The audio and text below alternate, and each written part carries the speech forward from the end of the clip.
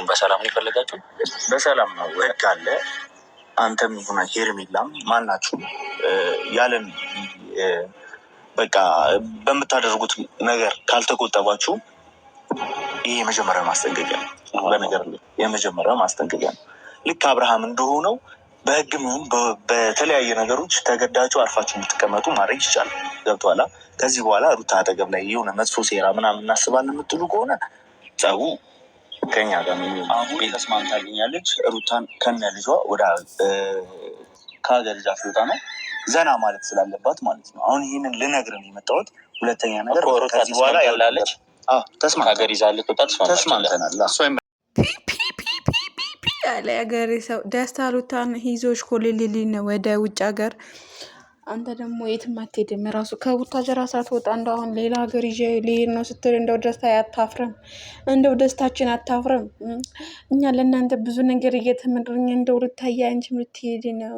ባይ ባይ ገናውን አትበይ፣ ባይ ባይ አትበይኝ እፈራለሁ የሚለው ዘፈን ተጋብተሻል። ለማንኛውም ቻው ሩታ ቻው። በቃ ሩታ ከሀገር ልትወጣ ነው። ቻው በሏት። ደስታ ይዟት ሊሄድ ነው። የምርህን ነው? ኦኬ በልጁ ላይ አንተነ ቢያንስ ከአባቱ አንተነ ማለት ነው የምትወስነው። የእናንተ ነገር ወይ እንደ ፊልም አንማርበት ወይ ምን አንለው ይሁን። ዝም ብሎ ውጥንቅጡ የጠፋው እንደው እግዚአብሔር አምላክ እንደው ዝም ብሎ እኔ እንጃ። ብቻ ግን ትመቹኛላችሁም ትደሉኛላችሁም። ለማንኛውም ግን የቀብራራው ልጅ እንኳን ከሀገር ውጭ ሊወጣ ይቅርና ከምን ልበል አቦ አይገባችሁም ሲጀመር ማለት ነው። የትም አይሄድም። እነግርሃለሁ አስረግጬ። አብርሃም ሞቶ ነው ቆሞ ነው አንተ ልጁን አንተ ይዘህ የምትወጣው? የዛኔ ነው የምንተላለቀው አባቴ፣ የዛኔ ነው። እንዴ ትቀልዳለህ እንዴ? አብርሃም የት ሂዶ ነው?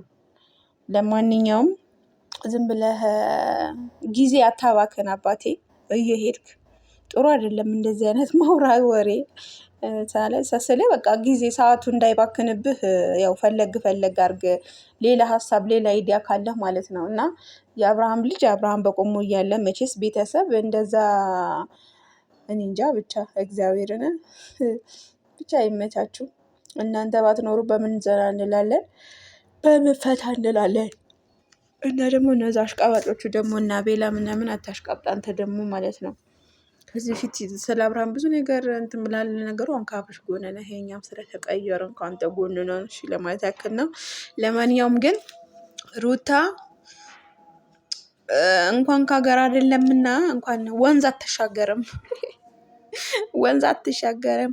ባይ ባይ ገላውና አትበይኝ፣ ባይ ባይ አትበይኝ እፈራለሁ የሚለው ዘፈን እንግዲህ አብርሃም ይገብዛታል እንጂ ስለነገሩ አሁን አብርሃምና ሄርሜላ ዘሴም ሩታና